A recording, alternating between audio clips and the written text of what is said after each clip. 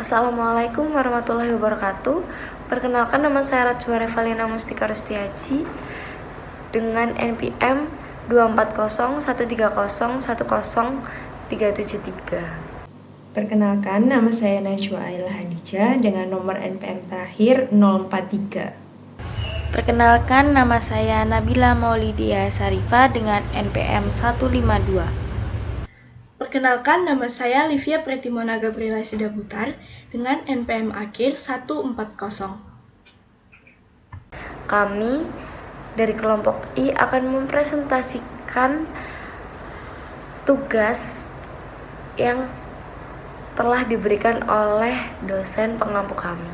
Di sini saya akan menjelaskan bagian yang E2.8 yang A. Perusahaan memutuskan bahwa demi keringkasan hanya laba bersih yang harus dilaporkan pada laporan laba rugi. Rincian mengenai pendapatan, harga pokok penjualan, dan biaya dihilangkan. Jawaban saya, Weller AG harus memberikan laporan laba rugi dengan transparan, lengkap, dan rinci mengenai pendapat, harga pokok penjualan atau HPP, dan biaya lainnya. Karena dengan mengungkapkan laporan laba rugi secara rinci merupakan hal penting untuk memberikan gambaran tentang kinerja perusahaan. Pengungkapan yang jelas dapat membantu pengguna laporan untuk memahami sumber laba dan beban yang terjadi dalam periode tersebut. Pembelian peralatan sebesar 170.000 sebagian dibiayai selama tahun berjalan melalui penerbitan surat utang sebesar 110.000. Perusahaan mengimbangi peralatan dengan surat utang dan melaporkan aset pabrik sebesar 60.000. Di sini perusahaan melaporkan atau mencatat aset pabrik sebesar 60.000 yang dinilai kurang tepat dikarenakan pembelian peralatan yang terjadi atau aset tetap yang ada itu sebenarnya senilai 170.000 yang dibiayai dengan surat hutang tadi sebesar 170.000. Jadi di sini perusahaan tidak boleh mencatat aset tetap tadi sebesar 60.000, tetapi yang harusnya dilakukan perusahaan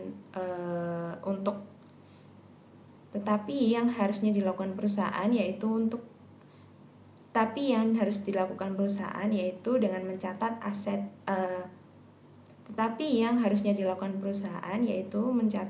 pembelian peralatan sebesar 170.000 dan hutang sebesar 110.000. Selanjutnya, kasus bagian 2.8C. Weller telah melaporkan persediaan akhir sebesar 2.100.000 euro dalam laporan keuangan. Tidak ada informasi lain yang terkait dengan persediaan yang disajikan dalam laporan keuangan dan catatan terkait. Nah, perusahaan Weller melanggar prinsip pengungkapan penuh. Weller AG sebagai perusahaan terkait seharusnya memberikan informasi lengkap mengenai persediaan, termasuk metode yang digunakan, berikut juga dengan rincian jenis persediaan dan juga informasi-informasi lain yang relevan dengan persediaan. Selanjutnya yaitu perusahaan mengubah metode penilaian persediaannya dari rata-rata tertimbang menjadi FIFO atau first in first out. Namun perubahan ini tidak disebutkan dalam laporan keuangan. Perusahaan seharusnya mengungkapkan perubahan tersebut dalam catatan atas laporan keuangan dan menjelaskan dampaknya terhadap saldo persediaan. Secara berdasarkan standar akuntansi yang berlaku, yaitu setiap perubahan kebijakan akuntansi harus diungkapkan secara jelas dalam laporan keuangan. Pada E2.9 yang A, Presiden Gonzales SPA menggunakan akun pengeluarannya untuk membeli Suburban baru hanya untuk penggunaan pribadi yang dicatat dengan jurnal Miscellaneous Expense to Cash atau biaya lain-lain pada kas sebesar 29.000. Nah, jawaban saya, penggunaan aset perusahaan secara pribadi oleh pemilik merupakan transaksi yang terpisah dari kegiatan usaha perusahaan. Nah, harusnya dicatat sebagai prive or prive, yaitu pengambilan dana atau peminjaman dana untuk kepentingan pribadi yang dicatat dengan jurnal prive to cash atau pengambilan dana untuk kepentingan pribadi pada kas sebesar 29.000. Persediaan barang dagang yang memiliki harga pokok sebesar 620.000 dilaporkan dalam laporan posisi keuangan sebesar 690.000, yang merupakan harga jual yang diharapkan dikurangi dengan biaya penjualan yang diperkirakan. Entry yang dibuat untuk mencatat nilai kenaikan yaitu inventory atau persediaan sebesar 70.000 di posisi debit dan pendapatan penjualan atau sales revenue di posisi kredit sebesar 70.000. Nah, dalam pelaporan ini perusahaan memiliki dua kesalahan. Yang pertama yaitu perusahaan melanggar prinsip historical cost, yang dimana perusahaan tidak mencatat harga persediaan sesuai dengan harga yang dibeli oleh perusahaan itu sendiri. Yang kedua yaitu perusahaan juga mencatat pendapatan penjualan, di mana pada kasus di atas tidak ada transaksi penjualan yang terjadi. Nah, persediaan itu dapat menjadi pendapatan apabila terjadi transaksi penjualan yang dilakukan oleh perusahaan. Nah, karena kasus di atas ini tidak ada transaksi penjualan, maka tidak ada perolehan pendapatan yang didapatkan. Selanjutnya, kasus bagian 2.9c. Perusahaan tersebut dituntut sebesar 500.000 euro oleh seorang pelanggan yang menuntut ganti rugi atas cedera pribadi yang tampaknya disebabkan oleh produk yang cacat. Pengacara perusahaan merasa sangat yakin bahwa perusahaan tidak akan bertanggung jawab atas kerugian yang diakibatkan oleh situasi tersebut. Meskipun demikian, perusahaan memutuskan untuk membuat jurnal yang sudah tertera. Nah, masalah yang terjadi pada kasus ini yaitu perusahaan merasa yakin tidak bersalah, namun tetap membuat jurnal. Seharusnya, jika perusahaan yakin bahwa perusahaan tidak bersalah dan tidak ada kemungkinan kerugian, maka tidak perlu membuat jurnal. Selanjutnya yaitu karena tingkat harga umum meningkat selama tahun berjalan, Gonzales menentukan bahwa terdapat kekurangan pencatatan beban penyusutan sebesar 16.000 pada peralatannya dan memutuskan untuk mencatatnya dalam pembukuan. Jurnal berikut dibuat, yaitu beban penyusutan 16.000 pada akumulasi penyusutan peralatan 16.000. Berdasarkan pencatatannya sesuai dengan beban penyusutan X terhadap atau pada akumulasi penyusutan peralatan X, di mana X adalah jumlah penyusutan yang dihitung ulang berdasarkan estimasi baru, yang dimana pembukuan ini berarti benar. Untuk nomor yang E, Gonzales SPA khawatir apakah aset tak berwujud dapat menghasilkan uang tunai jika terjadi likuidasi. Akibatnya, goodwill yang timbul dari transaksi pembelian selama tahun berjalan dari catat sebesar 800.000 euro dihapuskan sebagai berikut. Retained earnings to goodwill sebesar 800.000 euro. Nah, untuk likuidasi adalah tindakan penyelesaian seluruh aset dan kewajiban suatu perusahaan. Likuidasi itu dapat dilakukan karena berbagai alasan, salah satunya bangkrut. Dan untuk goodwill adalah aset tak berwujud atau nilai tambah yang melekat pada perusahaan di luar aset fisik dan keuangan. Untuk jawaban saya, masalah yang terjadi adalah Gonzales SPA ingin menghapuskan goodwill karena terjadi likuidasi. Dan kesalahan yang terjadi, perusahaan mencatat goodwill yang dihabiskan dengan laba ditahan. Maka, seharusnya pencatatan yang benar jika perusahaan ingin menghapus goodwill mereka.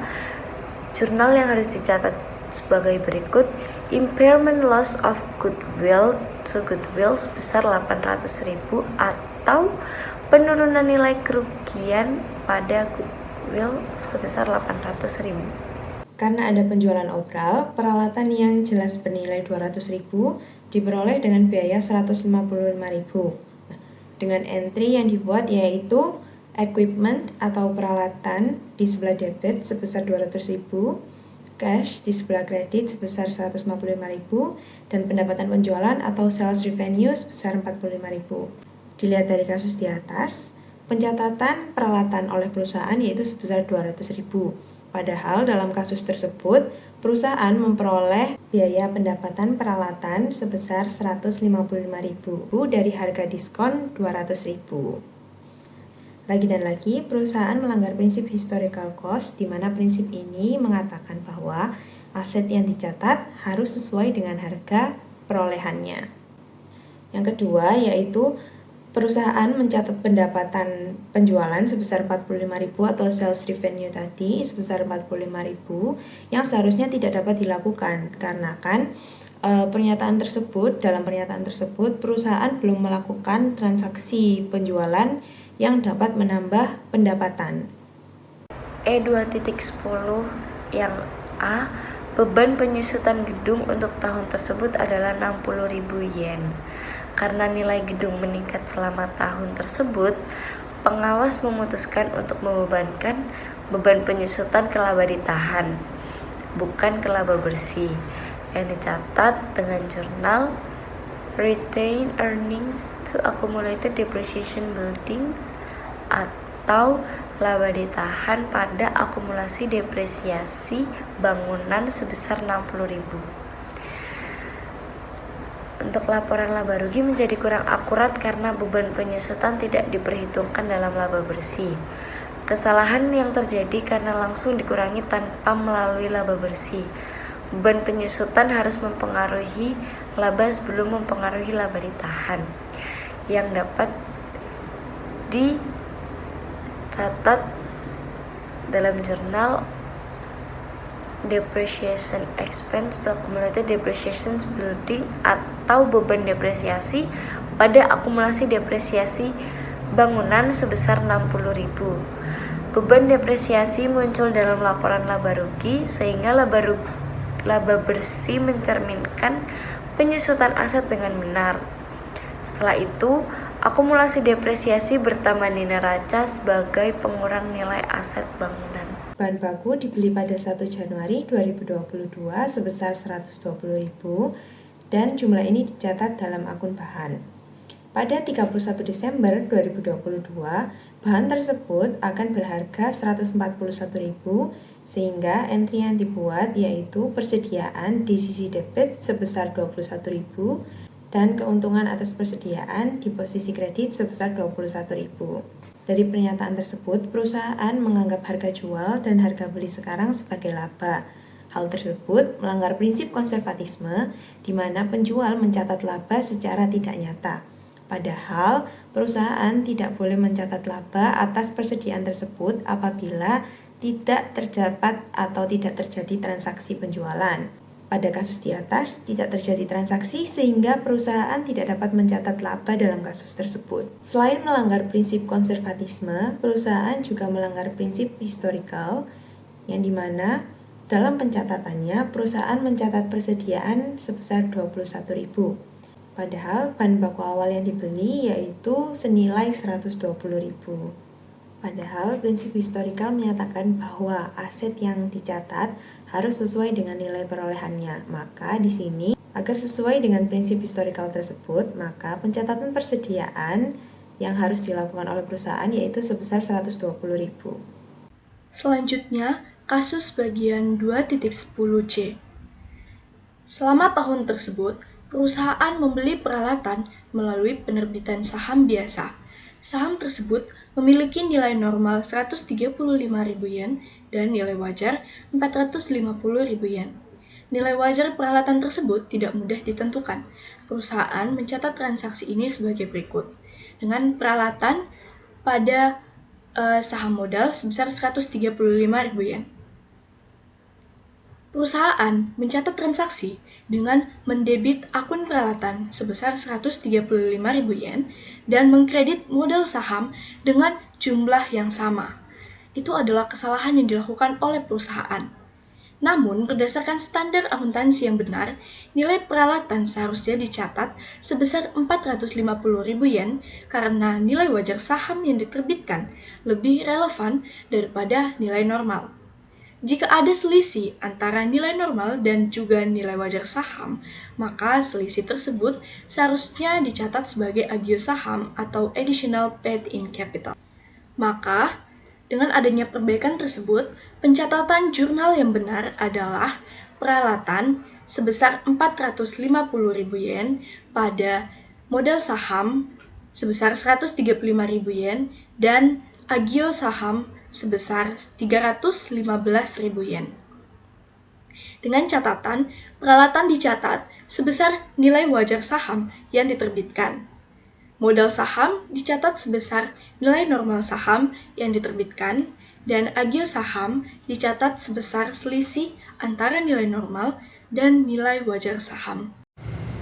Selanjutnya yaitu selama tahun berjalan, perusahaan menjual beberapa peralatan seharga 285.000 dengan mencatat keuntungan sebesar 69.000. Karena pengendali keuangan percaya bahwa peralatan baru akan dibutuhkan dalam waktu dekat, ia memutuskan untuk menunda pengakuan keuntungan tersebut dan mengamortisasinya selama umur peralatan baru yang akan dibeli. Pengakuan tersebut salah karena yang pertama yaitu keuntungan harus segera diakui. Yang kedua yaitu pembelian peralatan baru tidak memengaruhi waktu pencatatan keuntungan. Yang ketiga yaitu menunda keuntungan menghasilkan laporan keuangan yang tidak akurat. Nah, sedangkan pendekatan yang benar adalah mengakui keuntungan dalam tahun penjualan sebagai bagian dari pendapatan lainnya. Yang kedua yaitu jangan menunda atau mengamortisasi keuntungan tersebut. Sedangkan bunyi jurnalnya yaitu kas 285.000 dan akumulasi penyusutan X pada peralatan Y dan keuntungan penjualan peralatan 69.000, di mana X adalah total akumulasi penyusutan peralatan yang dijual, sedangkan Y adalah harga perolehan awal peralatan tersebut. Selanjutnya yaitu sebuah pesanan sebesar 61.500 telah diterima dari pelanggan untuk produk yang tersedia dalam persediaan. Pesanan ini dikirim pada 9 Januari 2022, namun perusahaan mencatat jurnal berikut pada tahun 2021 yang berbunyi piutang usaha 61.500 pada pendapatan penjualan 61.500. Dalam penjurnalan itu salah karena yang pertama yaitu pendapatan tidak boleh diakui sebelum barang dikirim. Selanjutnya yaitu pendapatan harus diakui di tahun 2022 bukan di tahun 2021. Yang ketiga yaitu mencatat penjualan lebih awal menyebabkan laporan keuangan tidak akurat. Sedangkan jurnal yang benar yaitu tidak ada jurnal yang harus dicatat pada tahun 2021 dan jurnal yang benar harus dibuat pada 9 Januari 2022 saat barang dikirim yang berbunyi piutang usaha 61.500 pada pendapatan penjualan 61.500. Sekian presentasi dari kami. Wassalamualaikum warahmatullahi wabarakatuh.